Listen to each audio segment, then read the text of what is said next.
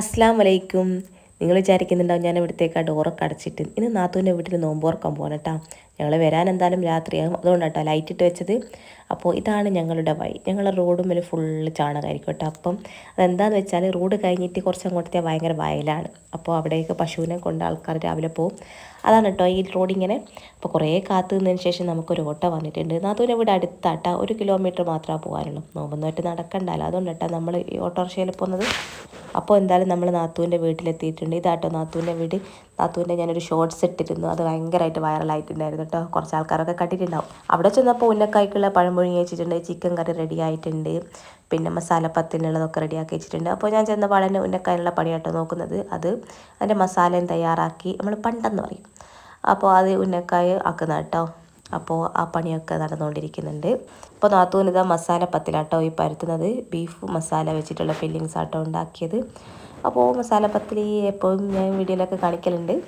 അപ്പോൾ ഇങ്ങനെയാട്ടോ ഉണ്ടാക്കുക. അപ്പോൾ ഇത് ഡെക്കറേറ്റ് ചെയ്യുന്നുണ്ട് നിങ്ങൾ സ്പൂണിൻ്റെ പാൽഭാഗം കൊണ്ട്. അപ്പോൾ ഉന്നക്കായൊക്കെ നമ്മൾ ശരിയാക്കി എടുത്തിട്ടുണ്ട്. പത്തിലും ഉണ്ട് കേട്ടോ. ഇത് വലിയ പത്തിൽ കല്ലായതുകൊണ്ട് 3 എണ്ണമൊക്കെ ഒരുമിച്ച് ഉണ്ടാക്കട്ടോ. ഗ്യാസ് മേൽ വെച്ചാലും നമുക്ക് ലാഭം 3 ഒരുമിച്ച് ഉണ്ടാവുമല്ലോ.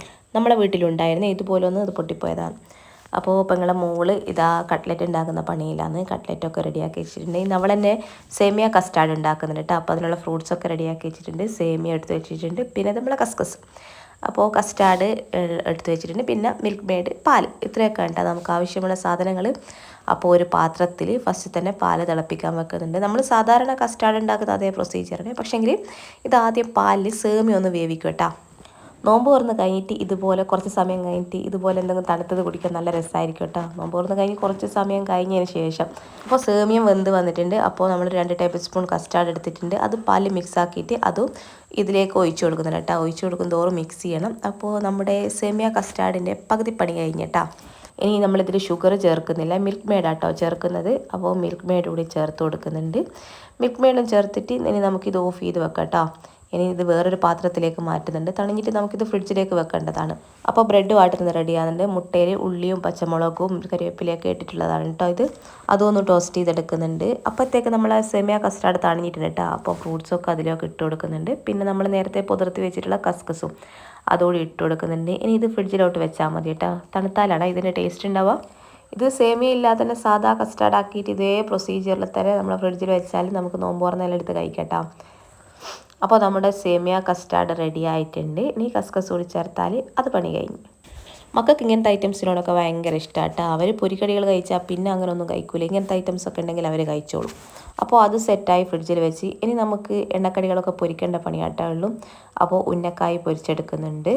അതിൻ്റെ ഇടയ്ക്ക് കൂടി നാത്തൂന് പത്തിരി ചുടുന്നുണ്ട്, മസാലപ്പത്തിൽ റെഡി ആവുന്നുണ്ട്, പിന്നെ കായ് പുഴുങ്ങുന്നുണ്ട്, ചോറ് വെക്കുന്നുണ്ട്, ഉപ്പേരിയാക്കുന്നുണ്ട്, ഇതൊക്കെ നടക്കുന്നുണ്ട് കേട്ടോ. അപ്പോൾ ഇതാണ് നമ്മുടെ പണി, ഇത് പൊരിച്ചെടുക്കൽ. അപ്പോൾ ഉന്നക്കായ് പൊരിച്ചെടുത്തിട്ടുണ്ട്. ഇനി പൊരിക്കാനുള്ളത് കട്ട്ലറ്റാണ് കേട്ടോ. അപ്പോൾ കട്ട്ലറ്റ് ഫ്രൈ പാനിൽ കുറച്ച് എണ്ണ ഒഴിച്ചിട്ട് അങ്ങനെയാണ് പൊരിച്ചെടുക്കുന്നത്. അപ്പോൾ കട്ട്ലറ്റ് നമ്മൾ പൊരിക്കാൻ വെച്ചിട്ടുണ്ട്. പണിയൊക്കെ നേരത്തെ തന്നെ കഴിഞ്ഞിട്ടോ. നമ്മൾ നേരത്തെ തന്നെ സ്നാക്കൊക്കെ ഉണ്ടാക്കി വെച്ചിരുന്നു. ഇനി നോമ്പ് തുറക്കാനായി നമ്മൾ ജ്യൂസായിട്ട് വത്തക്ക ജ്യൂസാണ് എടുത്തത്, പിന്നെ ലൈമാട്ടോ അടിച്ചത്, പിന്നെ ഫ്രൂട്ട്സൊക്കെ ഉണ്ട്, പൊരിക്കടികളൊക്കെ തയ്യാറായിട്ടുണ്ട്. ഇനി കാത്തിരിപ്പാണ്, നോമ്പ് തുറക്കാനുള്ള കാത്തിരിപ്പ്. നേരത്തെ തന്നെ പണിയൊക്കെ കഴിഞ്ഞാൽ പിന്നെ വിചാരിക്കും ബാങ്ക് കൊടുക്കാൻ ഒരുപാട് നേരം ഉണ്ടല്ലോ. അപ്പോൾ ബാങ്ക് കൊടുത്തിട്ടുണ്ട്, നമ്മൾ നോമ്പ് തുറക്കട്ടെ കേട്ടോ. അപ്പോൾ അങ്ങനെ ഇന്നത്തെ നോമ്പും അൽഹംദുലില്ലാ റാഹത്തായി കഴിഞ്ഞ്. നോമ്പൊക്കെ തുറന്ന് കഴിഞ്ഞ് അപ്പോഴത്തേക്ക് നിസാർക്കാൻ്റെ ഒരു ഫ്രണ്ട് വന്നിട്ട് മിഠായി കൊണ്ടുവന്നിരുന്നു കേട്ടോ. നിസാർക്ക് കൊടുത്തു വിട്ടതാണ്. അപ്പോൾ കറക്റ്റ് സമയത്തട്ടാ വന്നത്. ഞങ്ങൾക്കും കിട്ടി മിഠായി. എനിക്ക് ഭയങ്കര ഇഷ്ടമാണ് ഈ സ്നിക്കേഴ്സ് മിഠായി. ബോണ്ടിയൊന്നും എനിക്ക് ഭയങ്കര ഇഷ്ടമില്ല കേട്ടോ. ഈ സ്നിക്കേഴ്സിനോട് എനിക്കെന്തോ ഭയങ്കര ഇഷ്ടമാണ്. കുറേ ആയിട്ടോ ഇത് കഴിച്ചിട്ട്. അപ്പോൾ സ്നിക്കേഴ്സൊക്കെ കഴിച്ച് തിരിച്ച് വരാൻ നോക്കുമ്പോൾ മുത്തു സക്കാത്ത് കൊടുത്തട്ടാ. പണ്ട് ഞാനും ഇതുപോലെ കുടുംബക്കാരൊക്കെ വീട്ടിൽ സക്കാത്തിന് വേണ്ടി മാത്രം നോമ്പ് തുറക്കാൻ പോയിട്ടാ. അന്നൊരു 100 ഉറുപ്പ്യൊക്കെ കിട്ടിയാൽ ഭയങ്കര സന്തോഷമാണ്. ഇന്ന് 10,000 കിട്ടിയൊരു സന്തോഷമാണ് അന്ന് 100 ഒക്കെ കിട്ടിയാൽ. അപ്പോൾ തിരിച്ചു വരാൻ നോക്കുമ്പോട്ടാ നമ്മൾ സേമിയ കസ്റ്റാർഡൊക്കെ കുടിച്ചത്. അപ്പോൾ അത്താഴത്തിനുള്ളത് നമ്മളിങ്ങനെ പാർസലാക്കിയിട്ടുണ്ട്. ബോണ്ടി തന്നിട്ടോ നമുക്ക്.